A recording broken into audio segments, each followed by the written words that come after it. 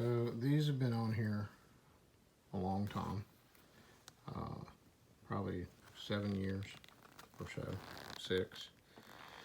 But it's paracord and it's black, and that was supposedly supposed to be gold. Anyway, I came down here and did this cool little stitch and tied it off, and this is what I got at the end. But so with things changing up, moving to a different venue, I did these. Now this is a true black and gold. It's kind of cool. I did the same stitch,